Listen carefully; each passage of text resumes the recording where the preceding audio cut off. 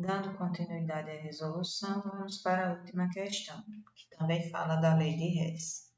Utilize os seguintes valores de ΔH. Então, observe que aqui eu tenho a primeira etapa, segunda e terceira etapa. Cada reação com os seus respectivos valores de entalpia.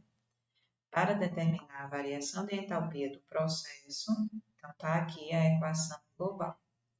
Essa é a equação global que é obtida através dessas três etapas. Então, vamos lá. Como é que eu vou fazer? Vou manipular essas equações aqui de modo a obter a equação global. Então, vamos lá. Observe que aqui eu tenho C2H4 do lado dos reagentes. Se eu olhar aqui nessas três etapas, eu vou encontrar ele aqui. O coeficiente aqui é 1, aqui também é 1. Só que aqui está do lado dos reagentes, aqui está do lado dos produtos. Então, vamos lá fazer a manipulação. Se aqui está do lado dos reagentes, aqui está do lado dos produtos, significa que eu vou ter que inverter. Aqui ele está do lado dos produtos, vai passar para o lado dos reagentes. Quem está do lado dos reagentes aqui, vai passar para o produto. Se eu inverter, se eu troca de lado, então a variação da entalpia que está positiva, ela vai passar a ser negativa. Então, esse foi o primeiro passo, né? Então, aqui é a primeira etapa, segunda, terceira. Aí, vamos lá. Aqui eu tenho F2, nessas duas etapas aqui, mas vamos deixar por enquanto essa aqui em off. Aí vamos olhar, CF4, está do lado dos produtos, que está após a seta. Na primeira etapa eu não tenho, na segunda etapa eu tenho CF4, está do mesmo lado, mas observe que o coeficiente está diferente. Então, eu tenho que fazer alguma coisa com a etapa 2, de modo a obter 2CF4, para ficar igual à equação global. Então, o que eu vou ter que fazer? Não preciso inverter o lado, porque os dois estão do lado do produto. Então, eu vou ter que multiplicar essa equação aqui por 2. Porque se o coeficiente aqui é 1, quando eu multiplicar por 2, ele vai passar a ser 2, vai ficar igual à equação global. Então, a primeira etapa, a terceira etapa, na verdade, eu vou inverter os lados. Na segunda etapa, eu vou multiplicar todos os coeficientes e a variação da entalpia, todos os valores, por 2. Aí, vamos lá, continuando. A próxima substância aqui no produto da equação global é o HF. Então, vamos lá. Na primeira etapa, a gente já observa que tem o HF. Qual é a diferença? Na equação global, coeficiente 4. Na etapa 1, coeficiente 2. Então, os valores do coeficiente estão diferentes. Está do mesmo lado, mas o valor do coeficiente está diferente.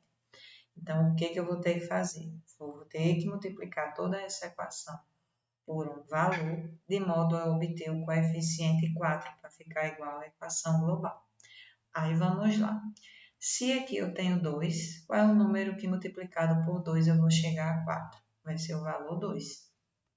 Então, a etapa 1 eu também tenho que multiplicar ela por 2. Somente multiplicar por 2, eu não preciso inverter os lados. Porque quando eu multiplicar isso aqui por 2, eu vou chegar a 4HF. Multiplico toda a equação e a variação da entalpia também vou multiplicar por 2. Então, vamos lá. Como eu anotei aqui, né? Deixa eu até apagar aqui.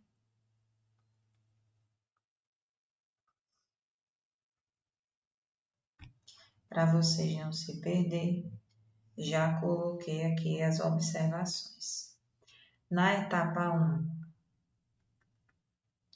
a gente vai multiplicar por 2.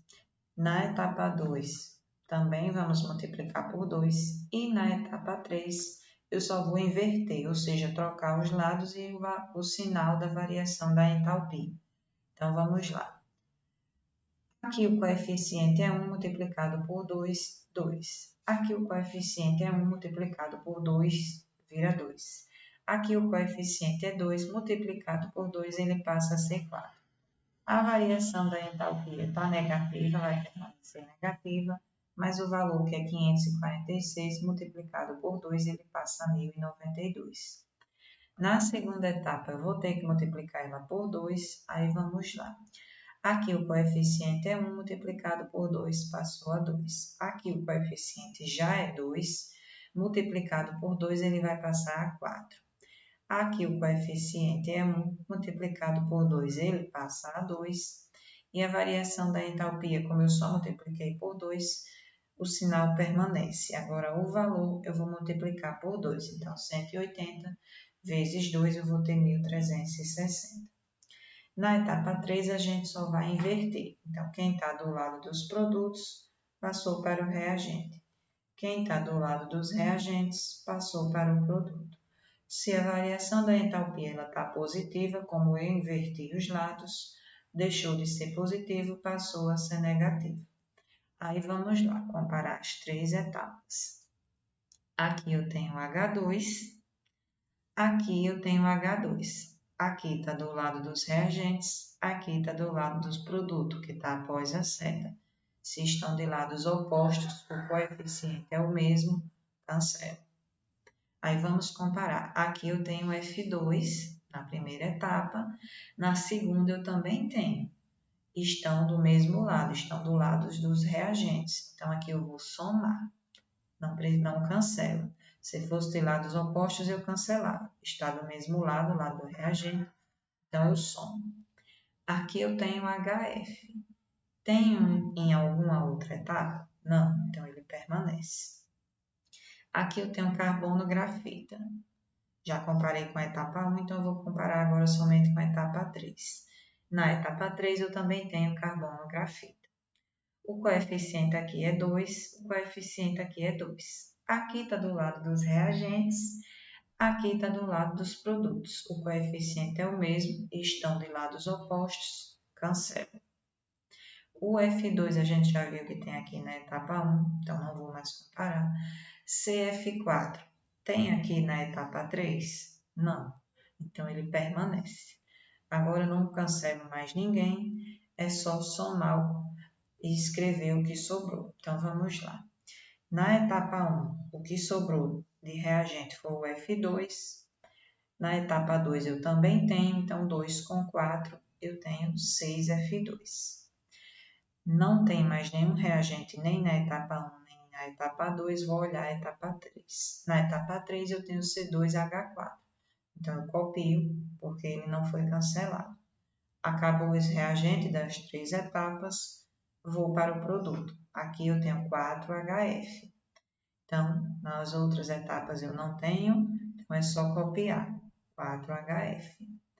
Aqui eu tenho no produto da etapa 2 CF4. Na etapa 3 eu não tenho produto, então é só copiar o que sobrou aqui da etapa 2 do produto, 2CF4. Então, se eu comparar essa equação com essa daqui, observe que elas são iguais. Então, significa que a manipulação que a gente fez nessas três etapas aqui, ela está correta. O que está faltando? Calcular a variação da entalpia dos três processos. Está aqui determinado, agora eu vou somar eles três. Então, vamos lá. Então, variação da entalpia. Na primeira etapa, eu tenho menos 1092, está aqui menos 1092, mais, porque quando é na lei de Hess, eu vou somar os três valores, ou 2, se for duas etapas, aqui como é 3, então eu vou somar os três valores. Mais, abro parêntese e coloco menos 1360, tá aqui. Fecho parênteses, vou colocar o valor da outra variação da entalpia. Como é uma soma, coloco aqui o sinal de mais, abro parênteses, coloco aqui menos 52 kJ por mol. Fecho parênteses. Colocando tudo do jeito que está aqui, não esquecendo os parênteses, não tem erro, vai dar o valor negativo, que significa que é uma reação exotérmica, a energia está sendo liberada, e o resultado vai ser 2.504 kJ por mol. Certo? Então, colocando na calculadora, não esquecendo os parênteses, não tem erro. Vai dar esse valor aqui, que vai ser negativo, reação exotérmica. Com isso, a gente conclui essa atividade.